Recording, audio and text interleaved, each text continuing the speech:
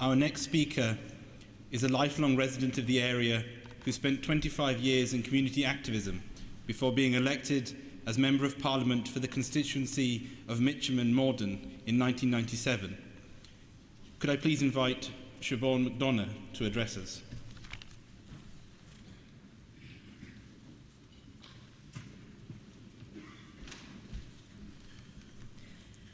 Good evening, Your Holiness, Mr. President, mayors, mayoresses, councillors, ladies and gentlemen.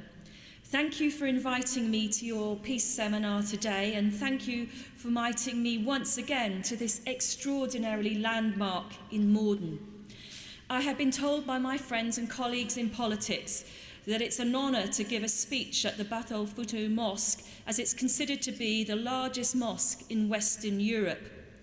Looking around, it is indeed an architectural beauty, and it is astonishing to me that you were able to build this mosque together from voluntary contributions from within your own community. You are clearly a strong, cohesive community.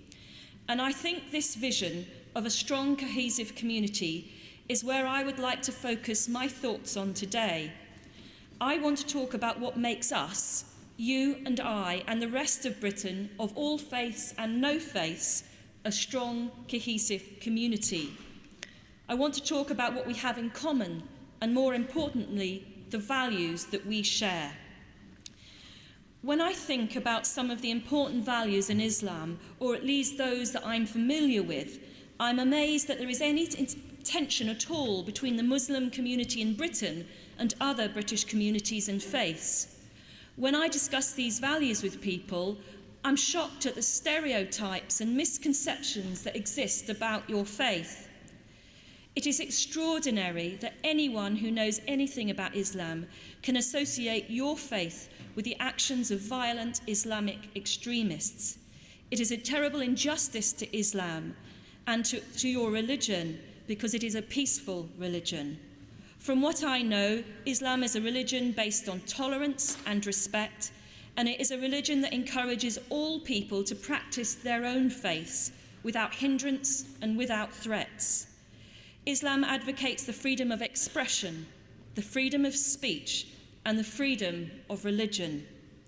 Your faith is built on the rights of life, equality, tolerance, and justice. And most of all, Islam teaches us all that unless you are at peace with other human beings, you cannot find peace with God. Without a doubt, these are commendable values in your faith, and without a doubt, these are the values that I share and most of our community share with you. And note, it is these and other similar values that make us a strong, cohesive community in Britain. But note too, it is these shared values that stand all of us apart from the violent jihadi extremists. The violent Islamic extremists do not share our, that is yours and mine, commitment to a peaceful and harmonious society. These violent extremists do not want to live side by side with other communities and faiths, and they do not want to compromise. There is a violent war based on extremism, intolerance, and hatred. I know that you know this, and I know that it's an abomination that these violent extremists claim to be acting under the teachings of your faith. But I can imagine to some extent how you and your community feel about this. As a Catholic, every time I think about those who died in the Omagh bombing in the name of Catholic Ireland, I feel shame. The Ahmadiyya community in particular, to be pigeonholed with violent terrorism of people who would choose to blow up innocent people of all faiths and no faiths on trains must be excruciating. Because even from a local perspective, it is obvious to me that the Ahmadiyyan community is an integrated community and that you value and contribute to the neighbourhood that you live in. Your faith is dedicated to serving the society that you live in, and from what I've seen, heard, and experienced from mainstream charities, schools, and churches, your faith and community have contributed in significant ways.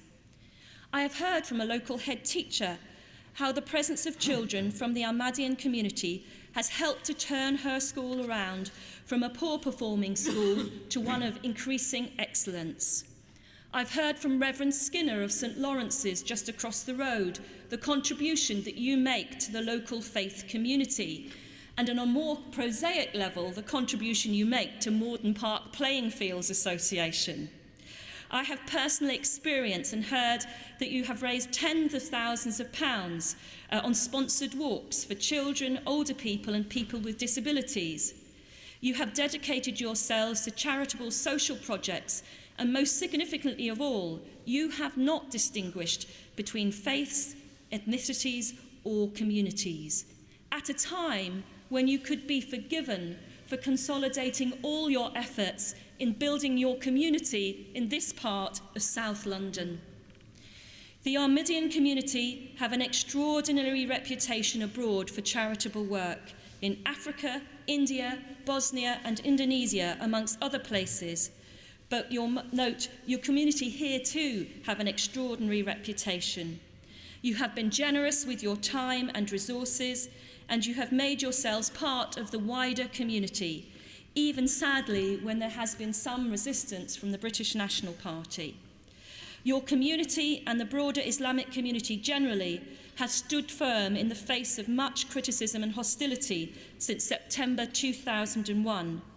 You have continued to demonstrate that you are indeed an integrated, cohesive community, both within the Islamic community generally and outside with other faiths and communities. You have continued your tireless contributions to the local neighbourhood, and you have entrenched yourselves permanently in the wider part of British community. You have achieved much to be admired, and you have truly adhered to your motto, love for all, hatred for none.